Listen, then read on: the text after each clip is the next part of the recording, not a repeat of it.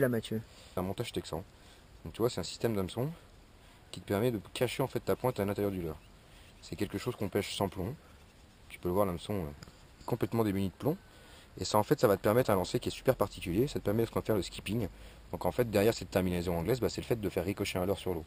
Et vu qu'on n'a pas de plomb, avec un ensemble spinning classique, et tu vas voir qu'on va pouvoir avoir accès à certains postes où avant il était impossible de faire nager un leurre à l'intérieur.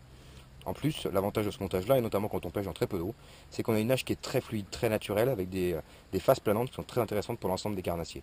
Et c'est une nage qui est très réaliste. Donc voilà, écoute, on va essayer ça et puis on va voir ce qu'on peut faire avec ce leurre-là. D'accord, Parti mec. Ouais. Allez, tu vois Enzo, pour réaliser le skipping, ce qu'il va falloir faire, c'est déjà mettre très peu de fil au bout de ta ligne. Tu vois, j'ai mis que 5 ou 15 cm.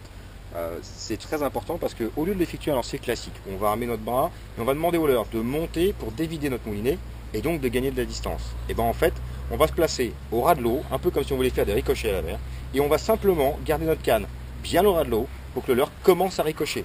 Et donc tu vas voir ce que ça donne. Donc tu vois Enzo, le but de ce lancer là, c'est de pouvoir passer sur des obstacles où on avait des piles de pont avec le pont qui était dessous. Forcément, quand il fait très chaud comme ça, les carnassiers ils adorent se mettre à l'ombre, c'est un peu comme nous.